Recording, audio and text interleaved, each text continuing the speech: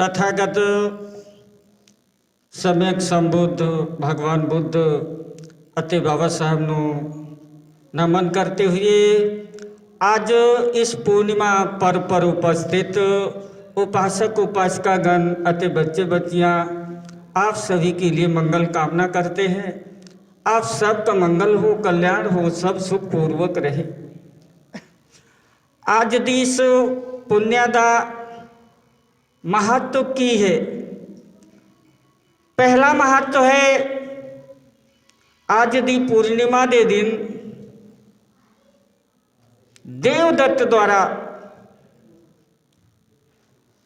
खूब शराब पी लाकर नशे में किया गया नालागिरी हाथी भगवान बुद्ध ਨੂੰ हानि पहुँचाने के लिए भेजा गया था। उस हाथी ਨੂੰ भगवान बुद्ध ने अपने मैत्री बल से मैत्री बल की वर्षा करके जीत प्राप्त की सी। दूजा महत्व है आज दी पूर्णिया के दिन सम्राट अशोक दी पुत्री संघमित्रा भिक्षुणी बनी सी। ये दो महत्व हैं।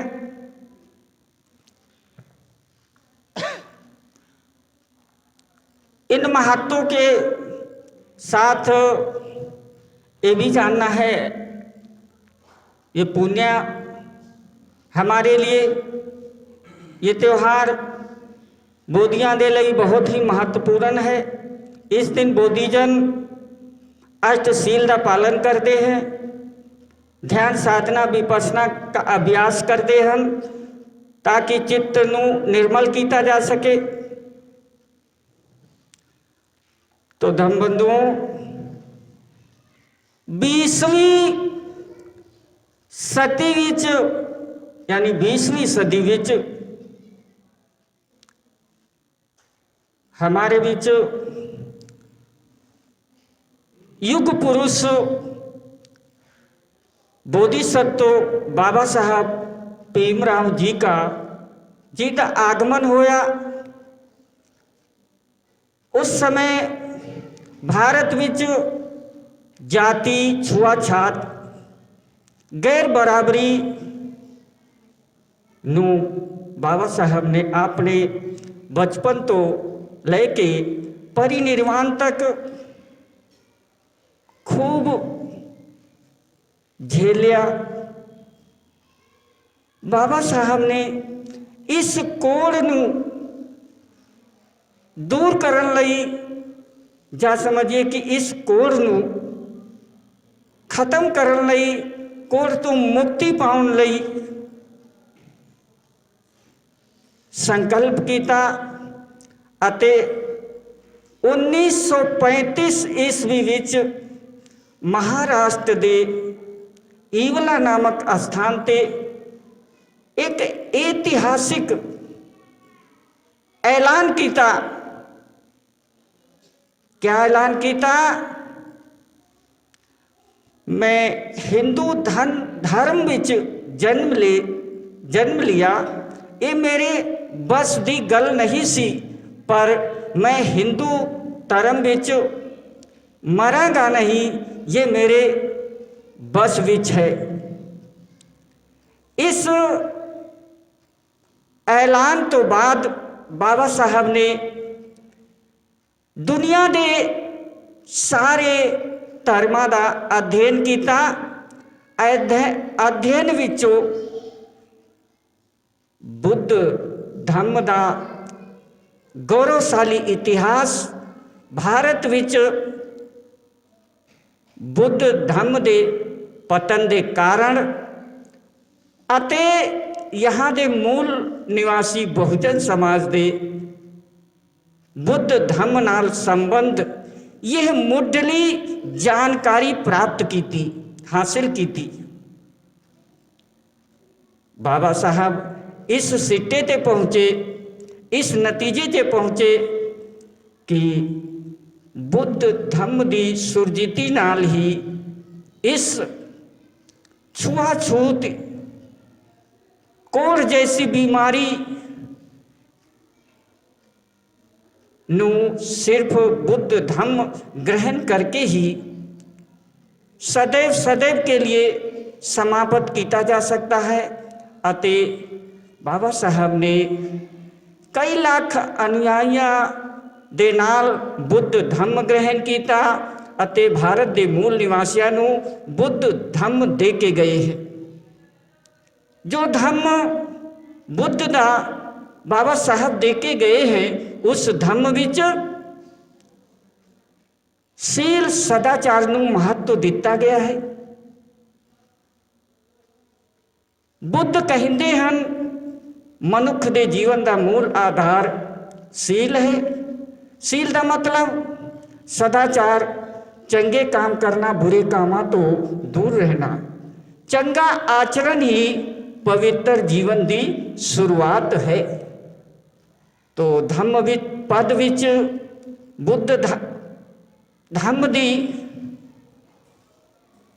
महत्ता ਅਤੇ शील सदाचार की महत्ता बारे भगवान बुद्ध ने कहा है, आदि शीलं प्रतिष्ठा च कल्याणं च मातुकं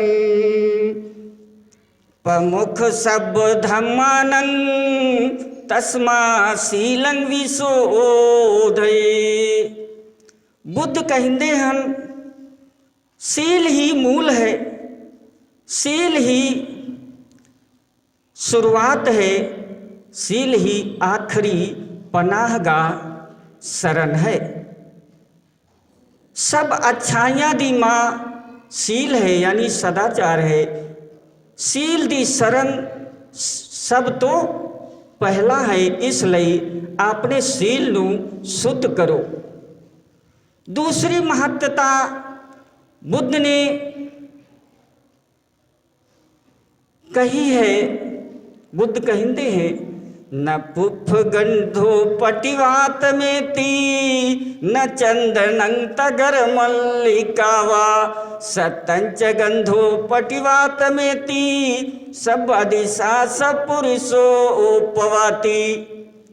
न फूलों की सुगंध, ना चंदन चमेली ते ना ही मोतियां दी सुगंध हवा दे बहाव दे उलट फैलती है, लेकिन नेक पुरखा दी सुगंध हवा दे बहाव दे उलट फैलती है।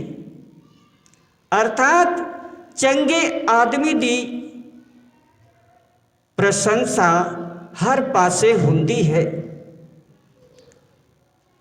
बुद्ध कहते हैं चंदनं तगरं वापि उपलं अथवस्य की एते संगंध जातानं शील गंधो अनुत्तरो। चंदल, चमेली, कमल या जूही, इन्हां सबना दी सुगंध तो सदाचार दी सुगंध उत्तम है, श्रेष्ठ है। इसलिए आपने शील सदाचार नू शुद्ध करो। बुद्ध कहते हैं शील दर्शन संपन्नं धम्मठे सच वेदिनं निग्रहि वादिं मेधाविं तादि संपंडितं भजे। जो शील सदाचार अते ज्ञान नाल संपन्न है, धम्म दे नेमां विच परिपक्व है, उन्हां दे मुताबिक विचरदा है, सचियारा है, लोग उसनू प्यार करदे हन। बुद्ध कहंदे हन न अत हेतु न परस हेतु न पुत्र मिच्छे न धनं न रठं न इच्छेय अधम्मे न समधिपतो सशीलवा पय्यावा धम्मी को ओसिया। जेड़ा बंदा ना अपने हित लई ना किसी होर दे हित लई गलत ढंग नाल पुत्र धन जा राजपाट हासिल करन दी इच्छा नहीं रखता, माड़े वसीलियां राही अपनी तरक्की नहीं लोचदा, वही शीलवान है, धर्मवान है, ज्ञानवान है, बुद्धिमान है। इस तरह बुद्ध कहते हैं कि जो शीलवान होगा, सदाचारी होगा, वही व्यक्ति देश समाज की सेवा करेगा। जिन्हें भी सतपुरुष इस धरती उत्ते आए सेवा बारे बहुत जोर दिता है। एक कहावत है, सेवा नू लगदा मिठा मेवा। जो मेवा स्वादिष्ट अते पौष्टिक होवे, जैसा कि जो शरीर दी आरोग्यता अते तंदुरुस्ती लई चंगा हुंदा है, इसी तरह सेवा दा फल भी जीवन विच सुख शांति ले आउंदा है। तो बुद्ध ने कहा सेवा ते जोर देते हुए किना दी सेवा करनी चाहिए है।